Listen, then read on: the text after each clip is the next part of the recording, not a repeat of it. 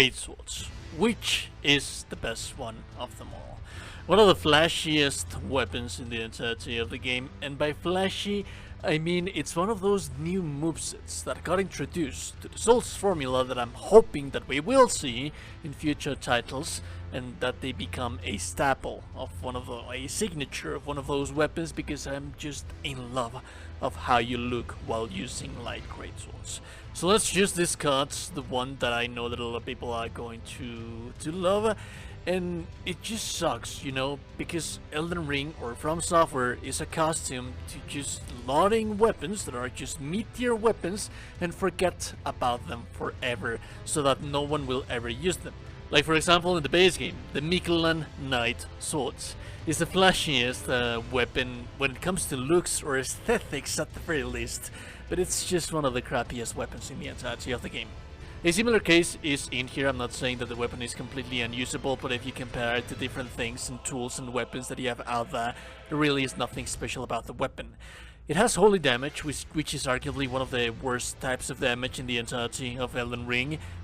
On top of that, the holy damage that it has, like for example, there's many holy base damage weapons out there in the game, but they actually do decent damage. This one it doesn't. The Ash of War from a distance is going to deal 1k damage for too much cost of FP, so the tracking also it's not that amazing.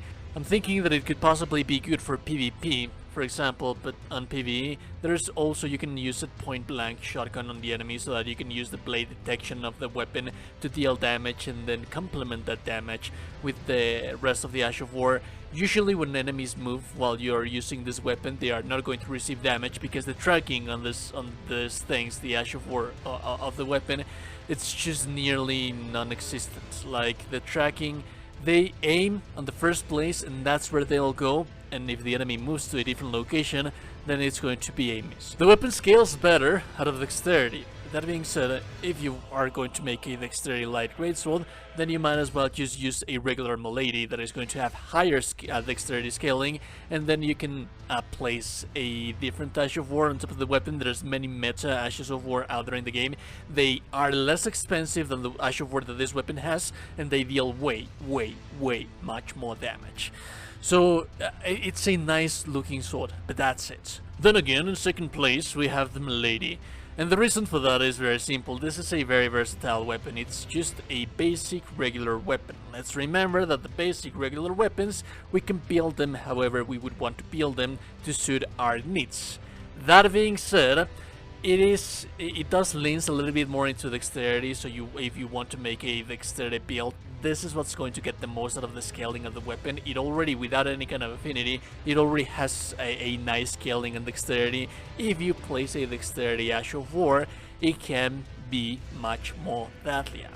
That being said, you are not locked behind that option. If you want to make a mage out of this weapon, you can just place a magic affinity and give it a magic Ash of War. There's many broken Ashes of War for any type of damage type that you would want to make it. So this is a very versatile weapon. It can do whatever that the weapon wants to do whenever it wants to do, but the thing is that it's never going to outclass the Rellana's Twinblades that are going to be on the first place, and the reason for that is very simple. Usually, regardless of how you build the malady is going to be leaning into 600 AR damage, base damage, regardless of the affinity and regardless of the Ash of War that you're using for the weapon. The Rellana's Twinblade has the same kind of versatility that the malady has, because believe it or not, even though that it seems to be a weapon for a mage, you can build it however you would want to build it, and it's going to do whatever that you would want for the weapon to do. That being said, for example, it has a C scaling in every single stat. Depending on what do you want for your character, that is going to determine how is your weapon going to behave in the battlefield for you. I'll give you an example. You want to make a intelligence, a sorcerer character, and you place your 80 points into intelligence, and the magic portion of the Ash of War is going to scale off that intelligence, not of the weapon AR, it's going to scale off the intelligence. However, since you have so much intelligence and you don't have that much faith, you cannot use the fire portion Ash of War that much because you don't have anything to scale it. The damage is going to be minimal. But it's still an extra Ash of War that you have right there that you're scaling depending on your needs. If you just want to make a regular warrior that doesn't rely that much on the Ash of War, then you can give the weapon physical damage by scaling it with either strength or dexterity. It doesn't matter, the scaling is going to be the same. Usually the weapon is going to get the most benefit when you're making a quality build. So for example, if you do want to make it a physical kind of type of attacking weapon, that is going to be by allocating like 50 and 50 points into strength and dexterity. That is going to give the weapon a total of around 800 AR.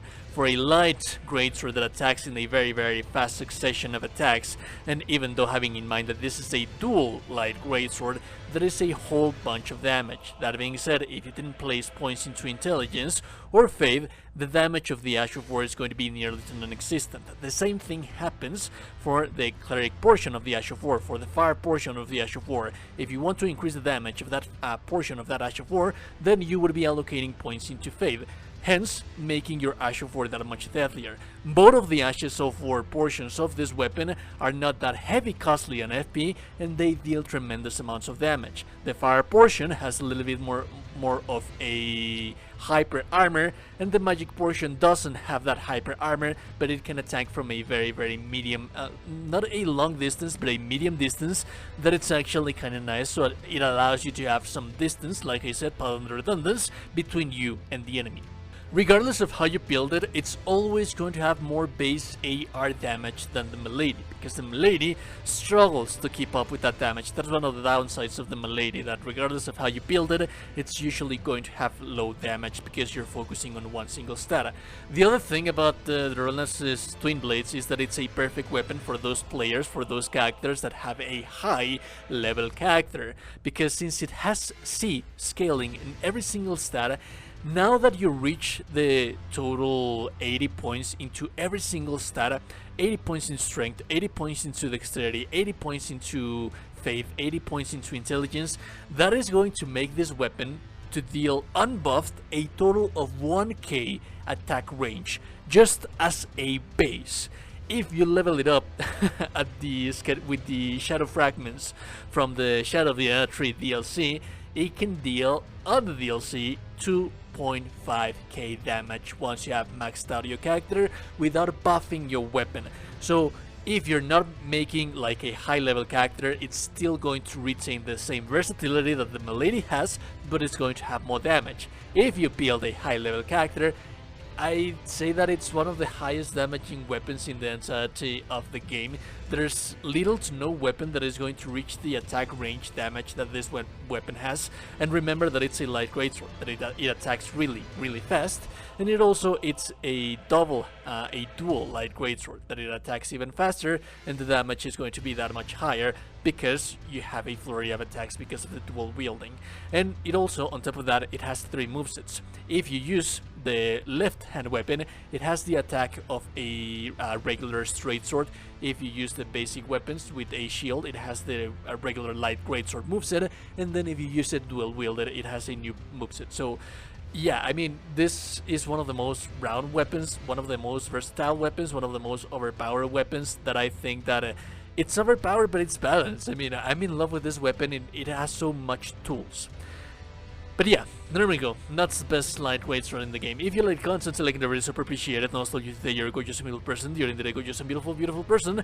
Subscribe to the channel, like the video, join the Discord. I'll see you beautiful people in the next one. Have a lovely day. Goodbye.